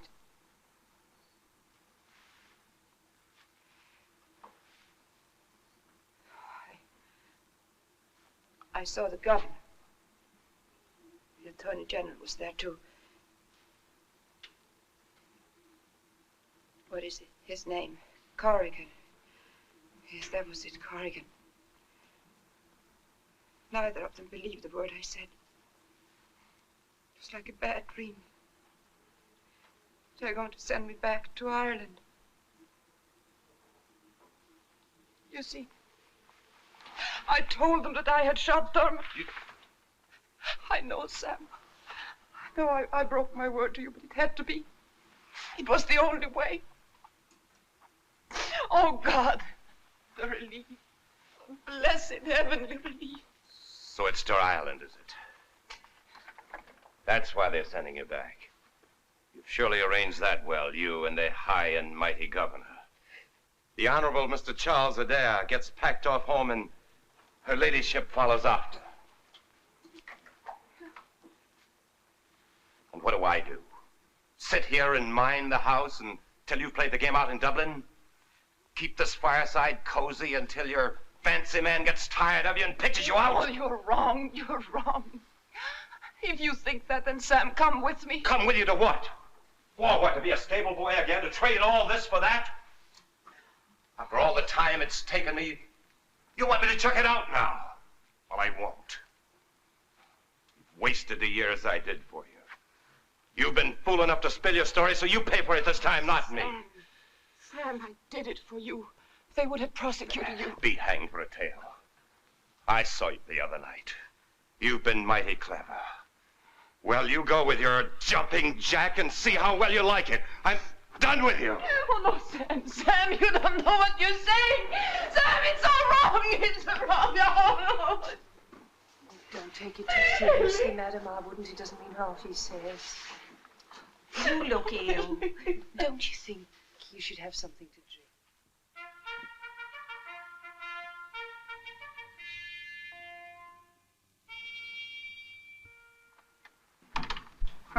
I didn't know you were left-handed.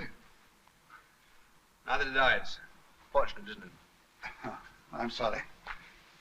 I beg your pardon. It's an infernally hot evening. We shall have a storm. I've just seen the doctor. He says you're much better. Lucky devil. Oh, I'm all right. I'm to go out next week. And what are we to do with you then? What am I to say to your father and Aunt Clary? I shall have to send you home, you realize. Oh, yes, yes, sir. Now, you may think you're the devil of a fellow, but I can't afford scandals in my colony. It's awkward, too. Naturally, you and her ladyship can't go back on the same ship. What do you mean? She left him after all. Is she going home? She's being sent home. But that's no affair of yours. You leave it to Corrigan and me. What's that dirty little blackguard got to do with it? Mr. Corrigan has his duty to do, the same as the rest of us, however unpleasant that duty may be. What is this? What are you doing to her? She's confessed to the crime that Flusky was sent out here for. According to her, she shot her brother. Confessed? That's an extraordinary thing for her to do. Is she all right? I mean, is she... You better ask the doctor. He's on his way out there now. It appears that she's gone back to some of her old habits. Well, you really must excuse me now. I'm glad you're so much better.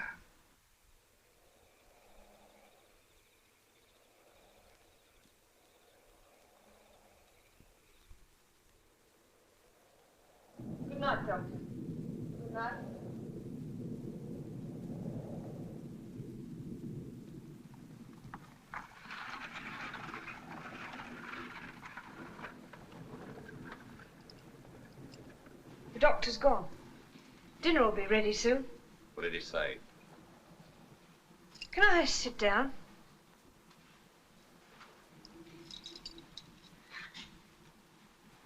He wouldn't believe how bad she was. Told him she was seeing things. It's the horrors back again. You know, what she had before. He strengthened her sleeping draught. Strong stuff it is, too. 5 drops in 4 hours. What else did he say? Well, she was at him about when she'd be fit to travel. What did he say? Not much. He held her off. Knows more than he cares to say, and him so close to Government House. One thing, though, that Adare's getting better. It's a load off my mind. Still, the Lord works in a mysterious way, his wonders to perform. It'll all turn out for the best. Once her ladyship's gone, you'll be able to get some peace. You've never known peace, have you, Mr. Flusky? I'm going with her. You're going with her? Yes, I must, the way she is. But the house, Mr. Flusky, what'll you do with the house? I'll sell everything.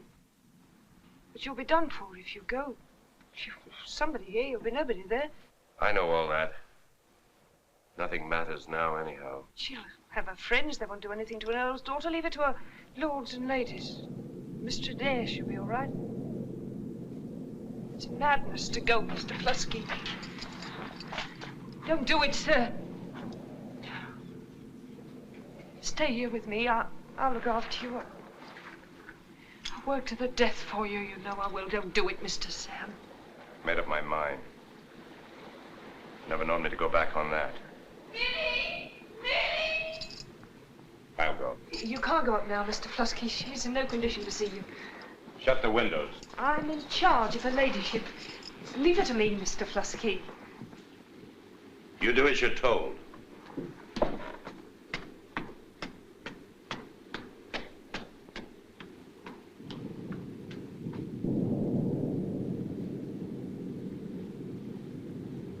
Patty. Patty.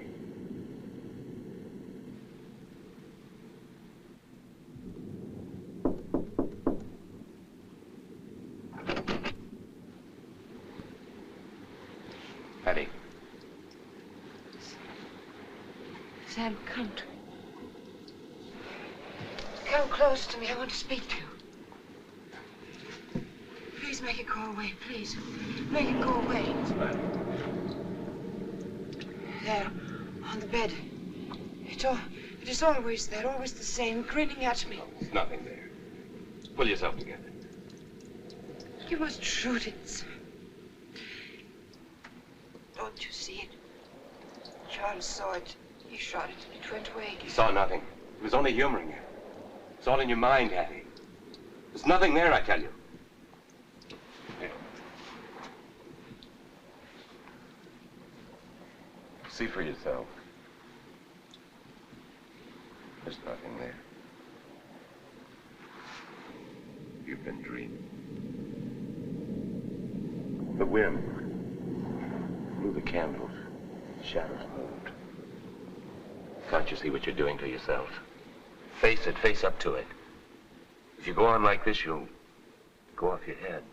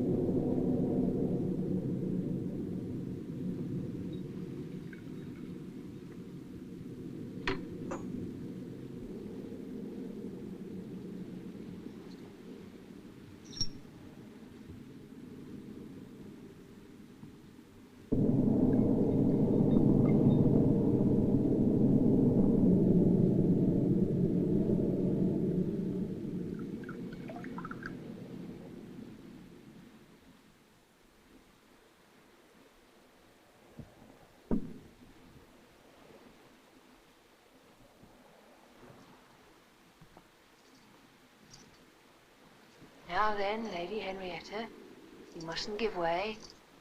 I've brought you something to drink. Take this. Then you can go to bed and sleep. Drink it all down. Sam! Quiet down. You'll wake the whole house. You know what, Mr. Flusky? Sam! Stop it, Auntie. Sam! Feeling about nothing at all. Making an exhibition of yourself. But there's nothing to be afraid of. What's the matter? What is it? She's terribly damaged. Have you sent this woman here to kill me? What are you talking about? She's not responsible, Mr. Flusky. She tried to make me take the sleeping draught, all of it, in that glass. I saw it. Now, what did you make me do? The basket. Look in the basket.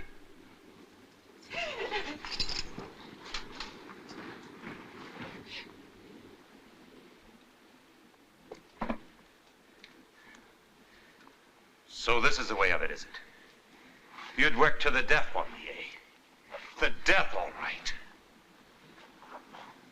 You drove me to it. How could I let you go? Did you think I'd stand by and see you sacrifice yourself? I know the Lord's way when I see it. I can't make it out. Hattie, you don't think that... No, of course not. No, but ask her why she did it. I thought she was right. I'm not your friend. She was ruining you and ruining herself while I helped her. You gave her the drink all along. Amelia, I don't understand it. Are you in love with him? Don't dare to say that. The Lord will never forgive you for saying that. But all this time, you've been trying to kill me. You were trying to kill yourself. When I was wretched and despaired, you brought me the stuff. Every night, more and more. You wanted it? Yes, I wanted it. And you wanted me to be what I've come to be, so that my husband should hate me. You chose a kinder way tonight. Don't listen to her. She's mad. It's the drinking. The doctors said it had come to this in the end. The Lord's punished her. That's that foolery. I've seen what you were trying to do. I want to know, sir. Really, what kind of love drives you to make such horrible things, to do so? I don't understand that kind of love. When you and I speak of love, we don't mean the same thing. You knew that, Sam, didn't you? Whatever has happened to us, you knew that. Why did you want to kill me? Do you think he could love a murderess? He married one. Oh, no, Mr. Flusky. I'm not good enough for you, I know that. I'm only good enough to work for you. And slave for you. And look after your drunken... No!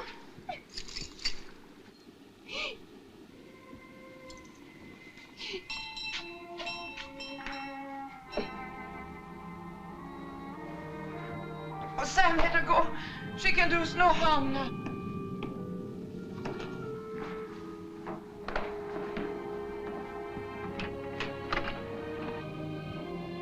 Shall I take your cloaks, gentlemen? No.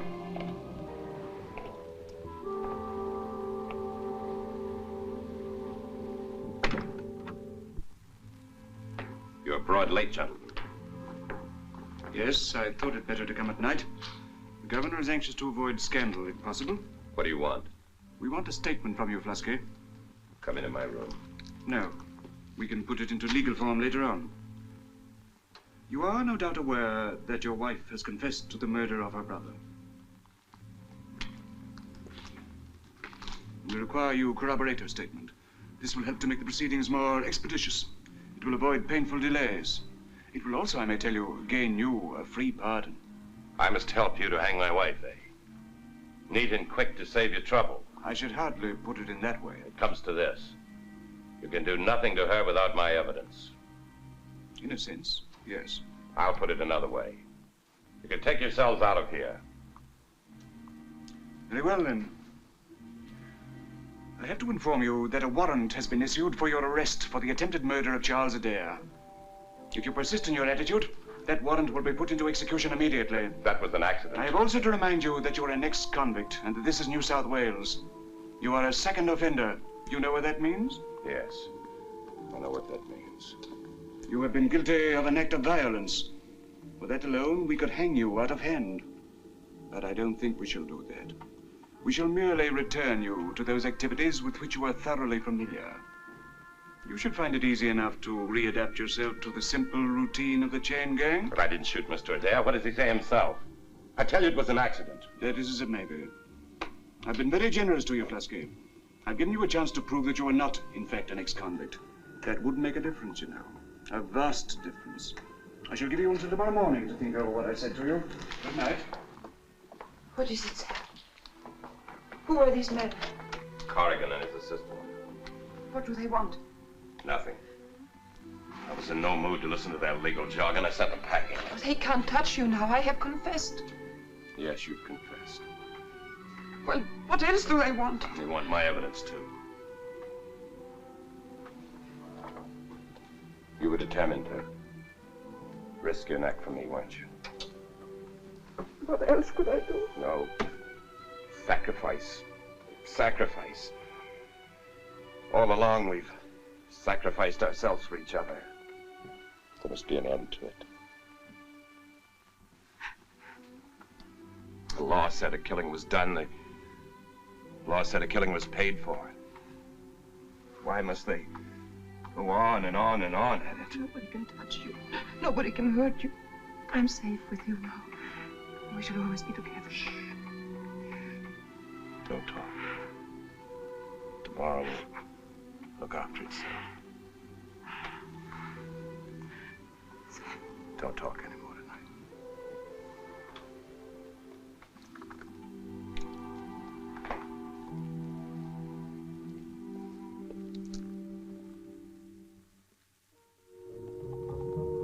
Escort, halt, wait.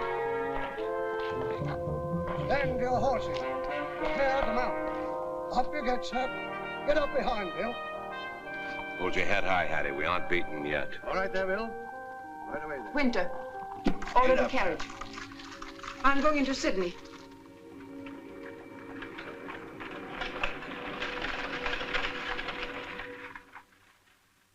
What's the good of talking like that? They're treating him like an ex-convict, and they have no right to do that. Mr. Corrigan gave him his opportunity last night. He has only to say one word. I saw him this morning. He will never do that. And he will stay where he is. Oh, Sir Richard, don't you see that I'm desperate? What do you want me to do?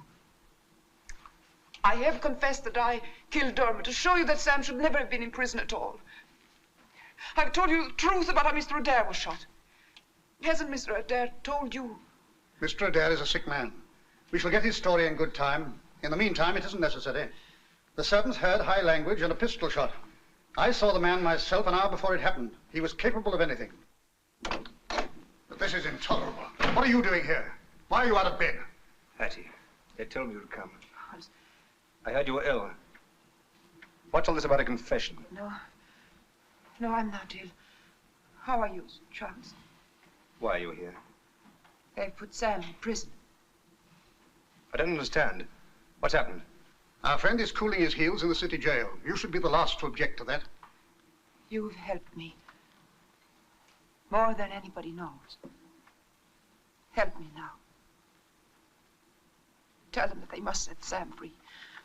Tell them what happened. They must set him free. Give him back to me, Charles. They say that he tried to kill you. Tell them that it was an accident. Whatever happened, he is better within four walls. It's safer for you, it's better for me, and better for Lady Henrietta, if I may say so. This murderous... No. Sir Richard, Mr. Adare, no. Lady Henrietta, you know what happened. I know what happened. Have you anything to say, Charles? If so, please give your account now and get out of my office.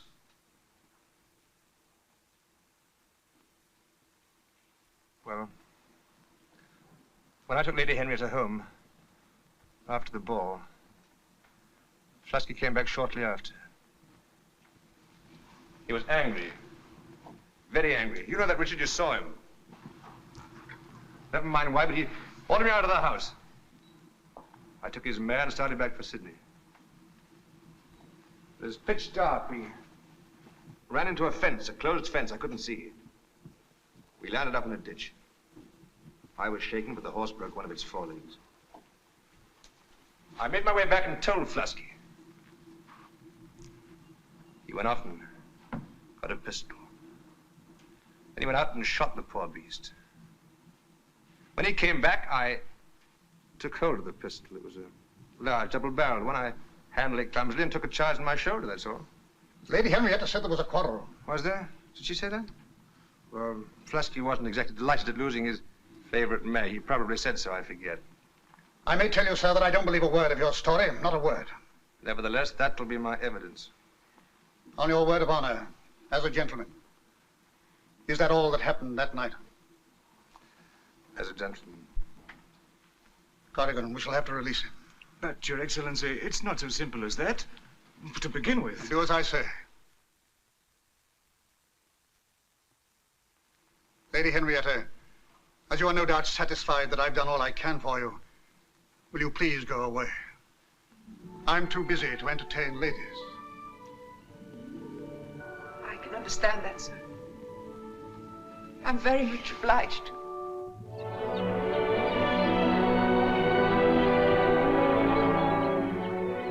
Bye, Sam.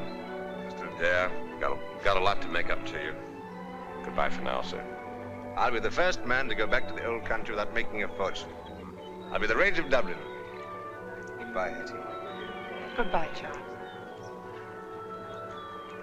Don't forget me. I won't ever forget you.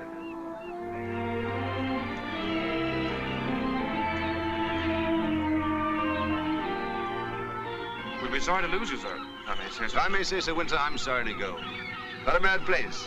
I just say there's some future for it. There must be. It's a big country. Then why are you leaving, sir? That's just it, Winter. It's not quite big enough. Bye.